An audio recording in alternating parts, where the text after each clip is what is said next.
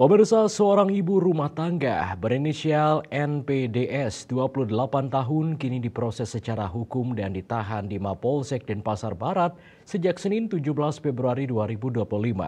Pasalnya, NPDS mencuri barang majikannya, Egede Sridana 32 tahun senilai 8 juta rupiah di Jalan Buana Raya Gang Angga Buana, Denpasar.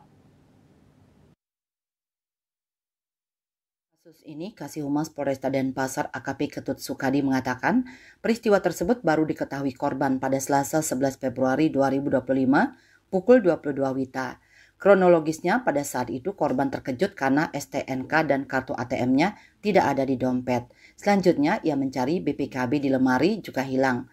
Atas kejadian ini korban lalu melapor ke Polsek Denpasar Barat. Setelah menerima laporan, petugas melakukan penyelidikan dan dicurigai NPDS sebagai pelakunya. Pada Senin 17 Februari 2025, polisi menangkap pelaku di tempat tinggalnya tidak jauh dari TKP.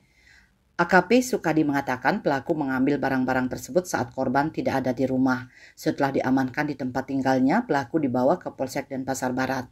Saat diinterogasi, pelaku terpaksa melakukan perbuatan melanggar hukum karena terjerat pinjol. Kondisi ini membuatnya nekat melakukan pencurian. Pihak kepolisian sudah gencar mengimbau agar masyarakat jangan sampai masuk perangkap pinjol karena dampaknya akan tidak baik. Kertanegara Bali Pos.